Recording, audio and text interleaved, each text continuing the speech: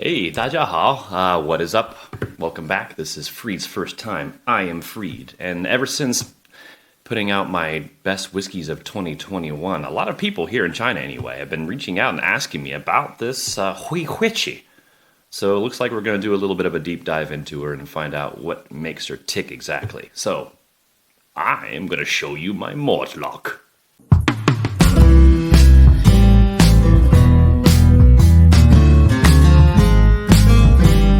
Well, all right, so first and foremost, it is colored, it is chill filtered, so let's just get that out of the way. So it's a 12-year-old single malt from Speyside, more specifically Dufftown. It was actually the first distillery to set up legally in Dufftown, and next to Glenfiddich. Glenfiddich was the next one to come on in. And fun fact, William Grant, Slick Willie G, who established Glenfiddich Distillery, he worked for Mortlach for 20 years. That's actually kind of cool. It's bottled at 43.4% ABV. Now, it's something really cool is that in 2018, Mortlach decided they wanted to kind of revamp their core range. So they put out a 12, a 16, and a 20-year-old, all of them at 43.4% ABV. That's a very specific number. I have no idea why they would do that. I'm sure there's a reason. There has to be a reason behind it, right? But I couldn't find it, so doesn't mean it doesn't exist. So if you have the information, hell, let me know. So that being said, so Johnny Walker and Sons bought it in the 20s, I believe, and then it was bought up by Diageo, so it's now one of Diageo's jams. Surprise, surprise. They have this very intricate and very unique distillation process that I can't even understand, let alone try to explain. It involves 3 different sets of stills to the point to where they say that their whiskey has been distilled 2.81 times. Again, way too complicated for this tiny brain to understand, but if you can simplify it for me and explain it to this dude, let me have it. I'd love to read about it. They also use warm tubs, which is kind of a fading thing. Not a lot of distilleries use worm tubs anymore because they're just a general pain in the ass, I hear, and they're quite difficult to clean. But if they do can still use worm tubs, which is just like a coil that is used to, I think, condense the vapors from the still, it kind of results in a more of a savory, meaty type of a vibe with the whiskey.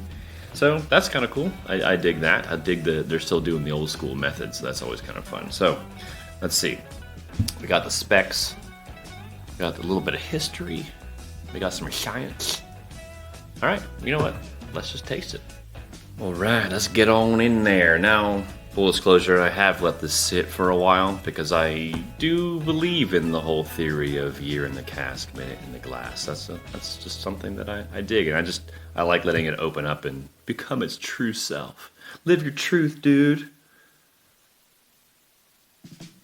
I cringe myself.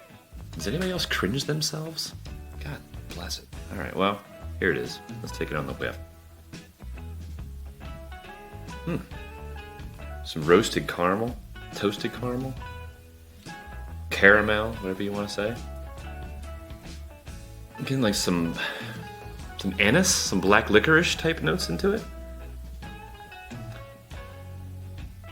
Saltiness, a hair of saltiness, a little bit of like a musky floral perfume, just barely. And I tell you, I'm getting a bit of sulfur in there, and from what I've gathered and what I've read, that can come from a whiskey that has a sherry finish or a sherry maturation. So if you're getting some sulfury notes in your whiskey, take a look to see if it was finished or matured in sherry barrels, and that's probably where it comes from. It doesn't mean your whiskey's bad. That smells so good. I really enjoy that a lot. It's very complex. I would say it is complex. There are a lot of elements to it, but it's not difficult to find them, if that makes sense at all. They present themselves to you quite nicely. And it's all about making that scent memory in your mind. Some fresh apples with apple peels, some black pepper, some clean laundry, as strange as that sounds. Ah, it's lovely. That's just very, very good to me. All right, so I'm going to take a sip. Ganbei. Cheers.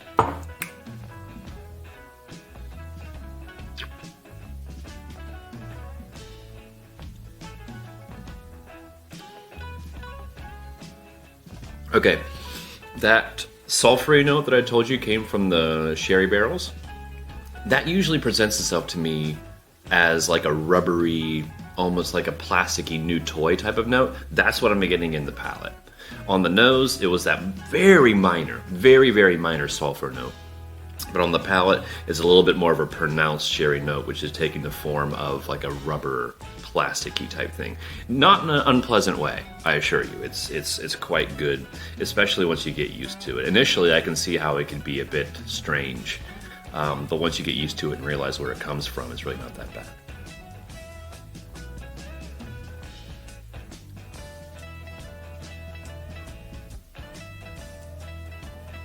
The black licorice and the black pepper, they stick around, which is nice. There's a bit of a spike on the back palate. On the front, it's nice and mellow and soft and, I want to say pillowy. But on the back, once you roll it around and go to swallow it, there's a bit of a spike. It's actually kind of neat. I've never experienced that before. I like that a lot. It's just like one more little kick in the nuts before it goes down the pipe. Nice. I'm getting a bit of tobacco as well.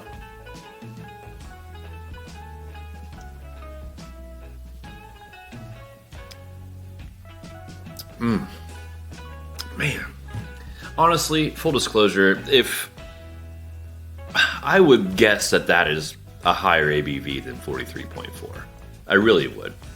I would say at least 46. So it tastes stronger than it is. And that's just my personal opinion, or maybe it's my lack of experience. I'm not sure, but I don't think so. I've been studying. God, it's so good, and it changes every single time. Like every single flavor is not every single flavor. So every single time you take a sip, or every single time you take a whiff, you're finding something new. But the thing is, it's quite ephemeral. It goes away, and you kind of have to look for it again. But it shows itself. It's there.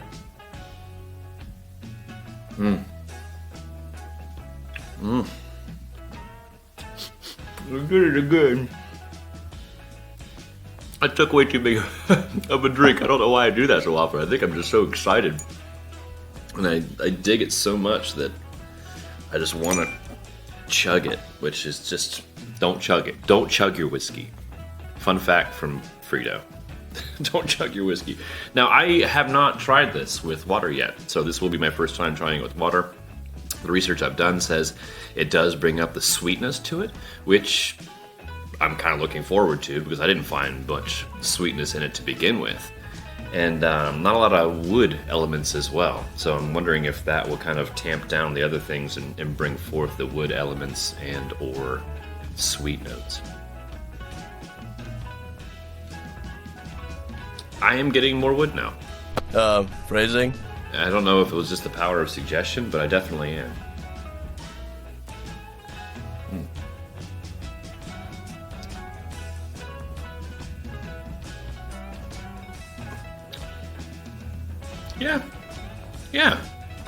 Yeah, the sweetness is popping a little bit. Not as much as I thought it was going to, but it does add a little bit of complexity to it all. That's freaking great. That's awesome. Oh, man. So, as far as availability, it's everywhere. As far as price, now I normally don't talk price because I live in Northeast China and almost everything is secondary market. So the majority of the whiskey that I buy has been marked up, to be expected. I mean, they have to import it and all that, blah, blah, blah. But I did a little bit of research, and on Taobao, which is the online shopping website that most people here in China use, 350 kwai, which is about $50 US, which is what you're going to pay for it in the States. And it's about 55 USD, roughly. And in England, you're going to pay about 50 pounds. So across the board, we're kind of sitting even, which is awesome. That doesn't happen very often.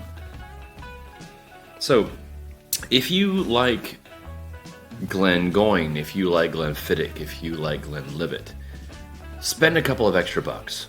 Just trust me, spend a couple of extra bucks, pick this up instead, and give it a try. You might have a new favorite. I'm willing to bet money that you'll find a lot more elements to this, and it'll just up your whiskey game just a hair. So right on. So yeah, that was it. That's my number one whiskey of 2021.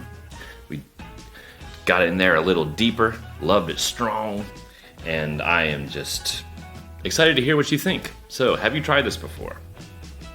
If not, why not? Whatever.